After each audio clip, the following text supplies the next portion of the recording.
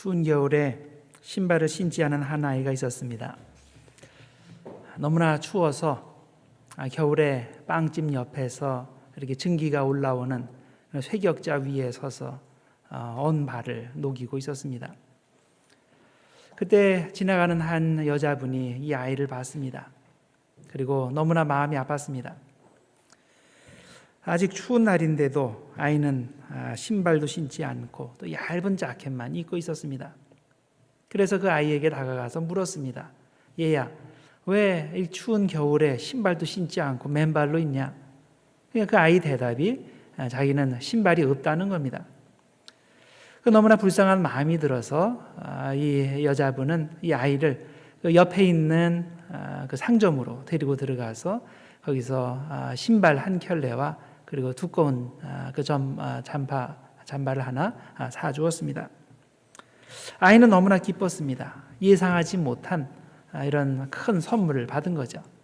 그 상점에서 나오자마자 그 집으로 뛰어갔습니다.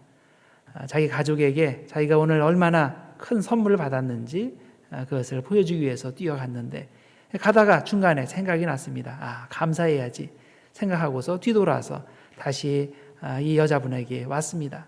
그래서 감사하다고 말을 하고 나서 그리고 나서 머뭇거리더니 한 가지를 말합니다. 저 한 가지 좀 물어봐도 되겠습니까? 물어봤어요.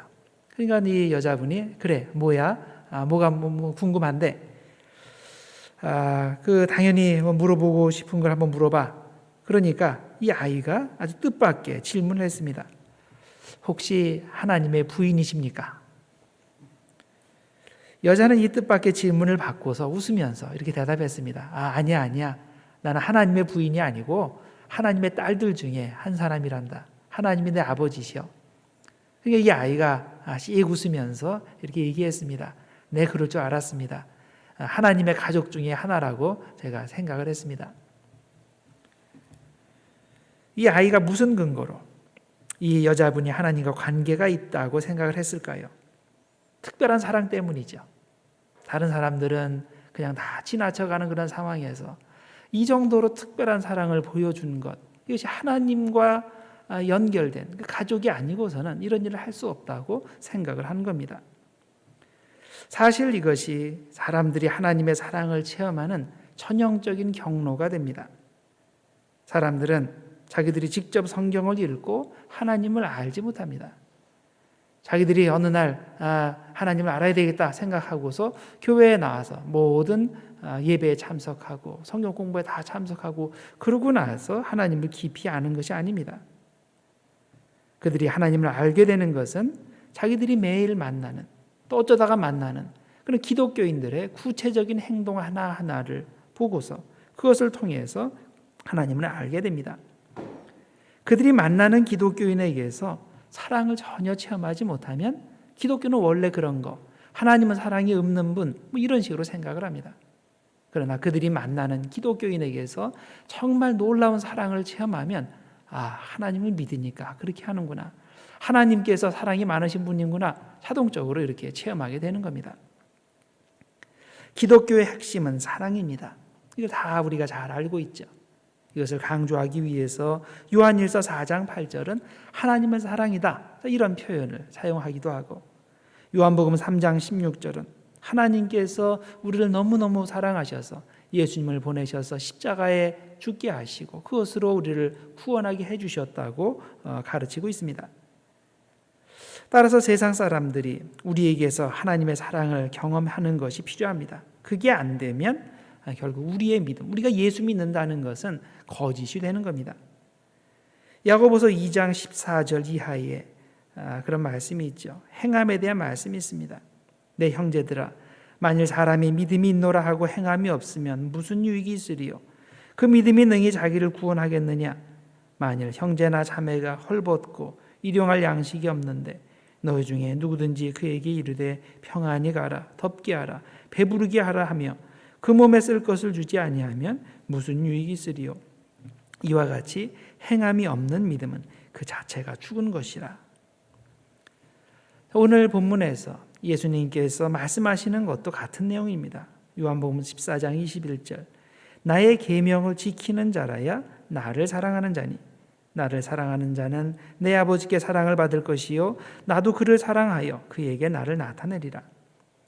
자, 아무리 내가 예수님을 알고 정말 예수님을 사랑한다고 말해도 실제로 그 예수님께서 주신 명령, 즉 사랑의 계명을 지키지 않으면 그 말 다 헛것이라는 뜻입니다. 정말 예수님을 알고 예수님을 사랑하는 사람은 반드시 예수님의 사랑의 계명을 지키게 되어 있습니다. 그런데 안타깝게도 많은 기독교인들이 이것을 모르고 있습니다.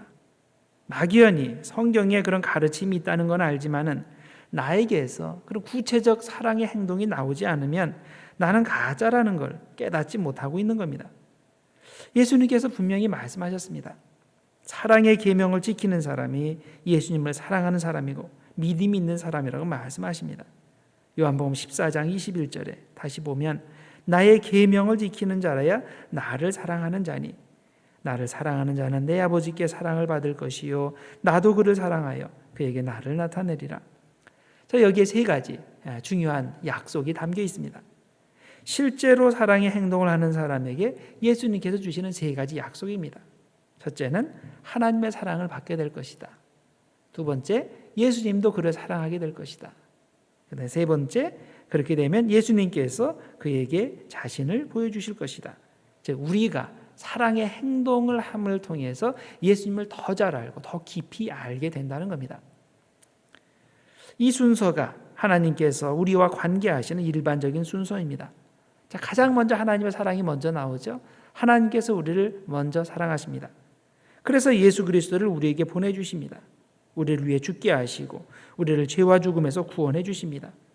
자, 그리고 우리는 이런 예수님의 십자가 사랑을 체험하고 그리고 나서 하나님의 사랑이 뭔지 깨닫게 됩니다.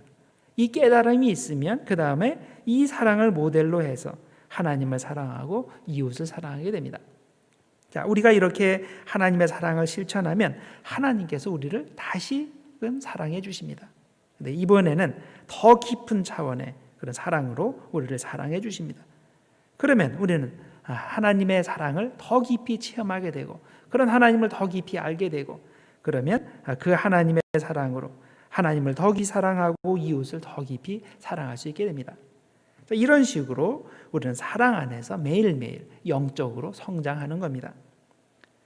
우리가 처음 하나님의 사랑을 받을 때 일순간에 한순간에 성숙한 신앙인으로 변하는 것이 아닙니다.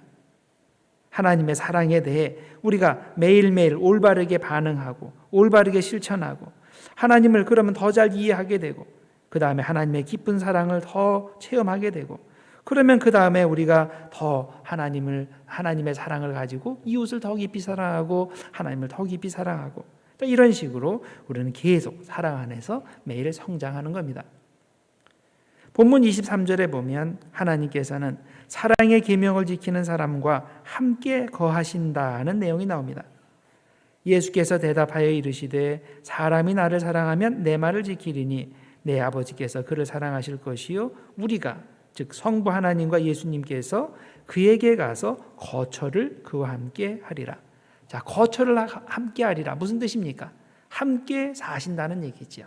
함께 동거하신다는 얘기입니다. 하나님이 주신 사랑의 계명을 실천하면 하나님께서 함께 해주시는 복, 하나님께서 나와 영원히 함께 사시는 복을 주십니다.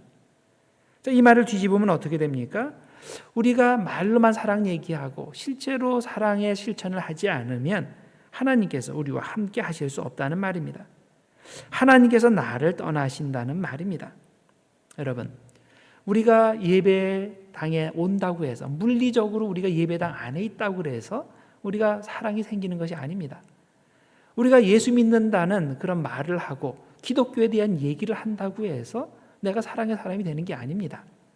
내가 실천을 해야 바로 사랑의 사람이 되는 것이고 그것이 바로 예수 믿는 것이 됩니다. 그렇게 할 때 예수님께서 나와 함께 거하십니다. 나에게 사랑이 없으면 예수님께서 나를 떠나신다는 것, 이것을 명심해야 됩니다. 이렇게 예수님께서 사랑에 대해 가르치신 후에 25절부터는 곧바로 성령에 대해서 이어서 가르치십니다. 왜 사랑의 가르침에 이어서 성령을 가르치십니까? 자, 성령의 사역의 중심이 사람들에게 사랑을 가르치고 그것을 실행하게 하는 것이기 때문입니다. 자, 고린도전서 13장, 우리가 잘 아는 사랑장입니다. 사랑이 이 세상에서 가장 중요한 그런 성령의 은사라고 가르치고 있습니다. 그 점을 강조하기 위해서 성령의 은사를 쭉 설명하는 고린도전서 12장과 14장 중간에 바로 사랑장을 배치해 놓았습니다. 그리고 13장에서 사랑이 없으면 아무리 놀라운 성령의 은사들을 가지고 있어도 아무 소용이 없다고 가르쳤습니다. 내가 사람의 방언과 천사의 말을 할지라도, 자, 바로 방언, 예언 이런 것이 고린도전서 12장, 14장에 나오는데 그 중간에 이런 얘기를 하는 거예요. 그런 거 아무리 해봤자 너희가 사랑이 없으면 아무 소용이 없다는 거예요. 물론 사랑이 있고 나서 그런 성령의 은사가 충만하면 그 가장 좋은 거죠. 내가 사람의 방언과 천사의 말을 할지라도 사랑이 없으면 소리나는 구리와 울리는 꽹과리가 되고, 내가 예언하는 능력이 있어 모든 비밀과 모든 지식을 알고 또 산을 옮길 만한 모든 믿음이 있을지라도 사랑이 없으면 내가 아무것도 아니요, 내가 내게 있는 모든 것으로 구제하고 또 내 몸을 불사르게 내줄지라도 사랑이 없으면 내게 아무 유익이 없느니라. 자, 사랑이 얼마나 중요한지 이것을 이야기하죠. 자, 같은 맥락에서 오늘 요한복음 본문에서도 사랑의 가르침에 이어서 그 사랑을 가능하게 하는 성령의 사역을 가르칩니다. 성령 받아야 하나님의 사랑으로 사람들을 사랑할 수 있다는 것입니다. 자, 26절에 보면 성령은 다름 아닌 예수님의 이름으로 오시는 분이라고 하였습니다. 보혜사 곧 하나님께서 내 이름으로 보내실 성령, 그가 너희에게 모든 것을 가르치시고 내가 너희에게 말한 모든 것을 생각나게 하리라. 성령이 예수님의 이름으로 오시는 분이라면 당연히 예수님께서 가르치시는 것과 똑같은 것을 가르치지 않겠습니까? 즉 사랑을 최고의 계명으로 가르치시고 그 사랑을 실천하게 하시는 겁니다.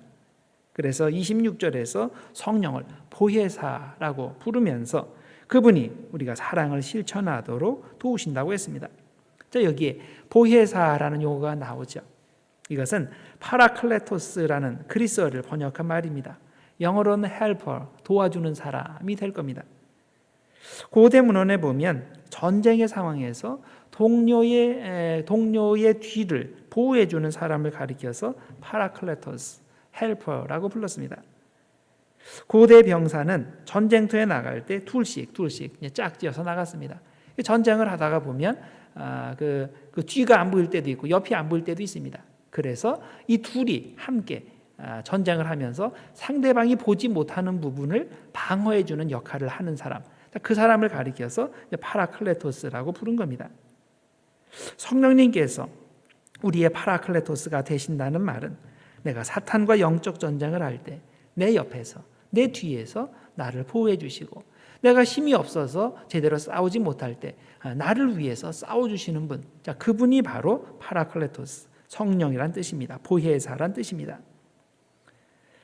그래서 성령님께서 도와주시지 않으면 우리 절대로 영적 전쟁에서 이길 수가 없는 겁니다. 이런 이유로 우리는 항상 겸손하게 성령님의 도움을 구해야 됩니다. 성경을 읽을 때 성령님께서 빛을 비춰주셔서 깨닫게 해달라고 기도해야 됩니다. 우리가 하나님의 말씀을 들을 때 성령님께서 역사하셔서 말씀을 똑바로 듣고 이해할 수 있게 해달라고, 우리의 마음을 부드럽게 해달라고 기도해야 됩니다. 내가 어떤 일을 할 때 성령님께서 영의 눈을 밝혀주셔서 내 마음대로 행동하지 않고 하나님의 뜻대로, 하나님의 방법대로 할 수 있게 해달라고 성령님의 도우심을 구해야 됩니다. 그래야 성령님께서 나의 파라클레토스가 되셔서, 헬퍼가 되셔서 나를 도와주시고 영적 전쟁에서 승리하게 하십니다.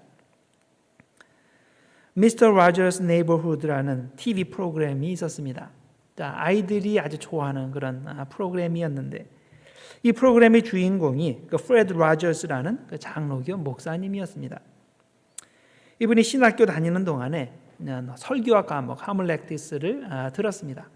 그래서 이렇게 듣고 있는 중에 스프링 브레이크가 돼가지고 한 일주일간 자기 고향으로 가서 그 친구 집에 머물면서 그곳에서 일주일 휴가를 보내기로 했습니다.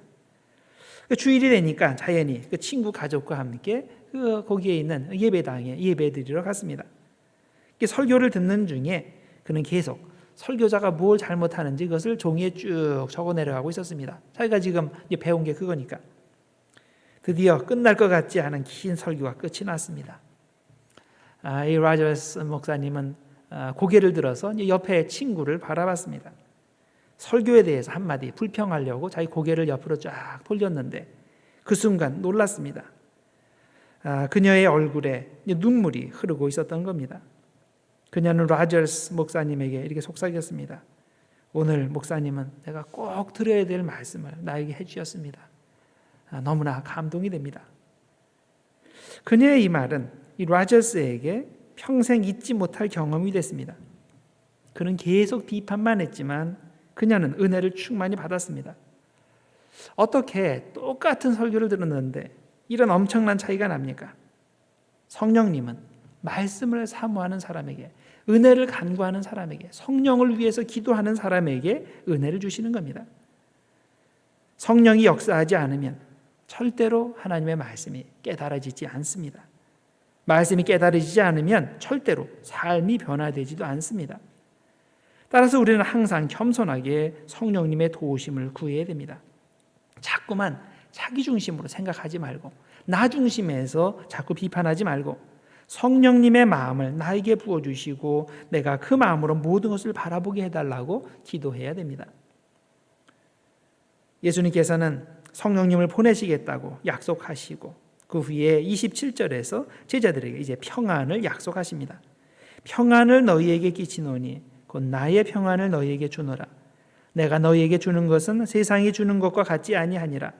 너희는 마음에 근심하지도 말고 두려워하지도 말라. 자, 여기에 보면 신앙생활에 중요한 한 가지 원리를 발견하게 됩니다. 성령이 오시면 우리에게 평안이 생기고 우리에게 평안이 임하면 그러면 더 이상 괴로움과 두려움과 근심 이런 것들이 없어진다는 겁니다. 자, 그렇다면 우리가 성령 받으면 우리의 삶에서 모든 고난이 다 사라진다는 뜻일까요? 하나님께서 그런 걸 다 막아주셔서 더 이상 우리가 고통을 당하거나 근심하거나 그러한 일이 없어진다는 뜻일까요? 그렇지 않습니다.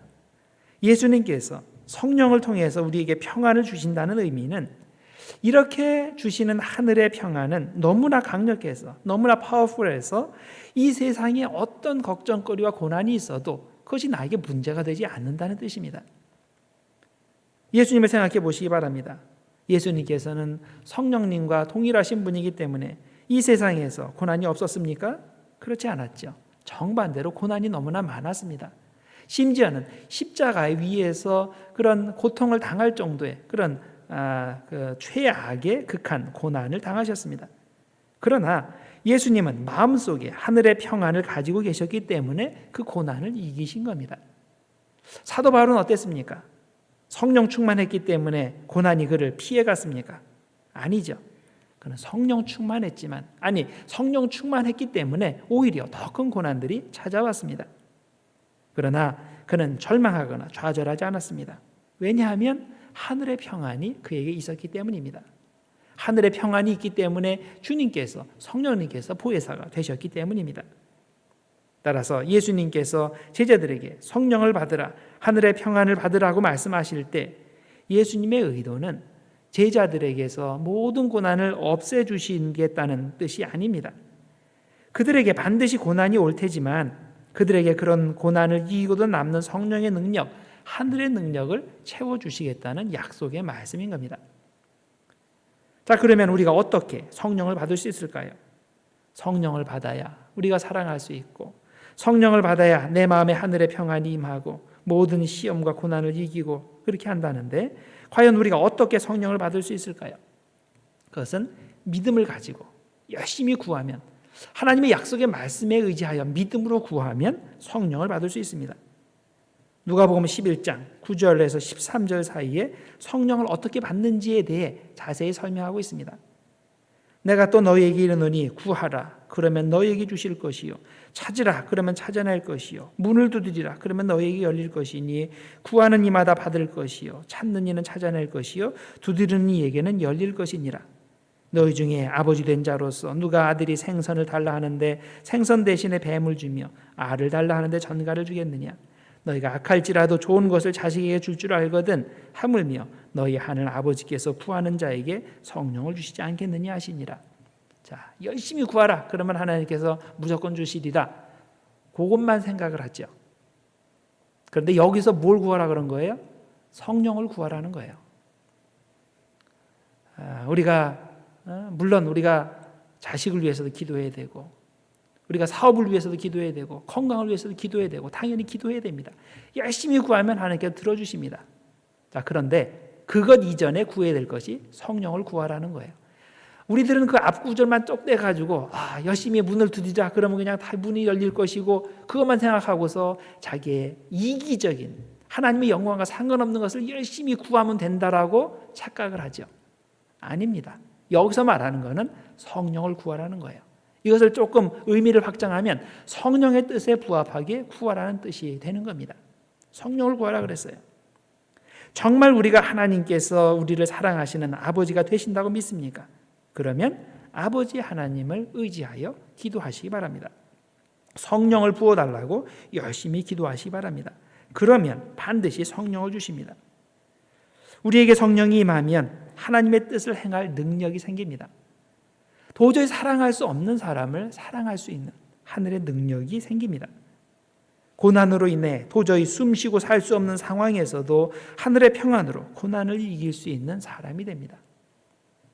여러분, 지금 기도하시는 거 많이 있죠. 자식을 위해서 기도하시고, 건강을 위해서 기도하시고, 비즈니스를 위해서도 기도하시고, 나를 괴롭히는 여러 가지 상황이 해결되기 위해 기도합니다. 그런데 여러분, 성령 충만을 위해서도 기도하십니까? 정말 성령 충만을 위해서 열심히 기도하십니까? 성령 충만 받으면 그런 것들이 더 이상 문제가 되지 않는데요.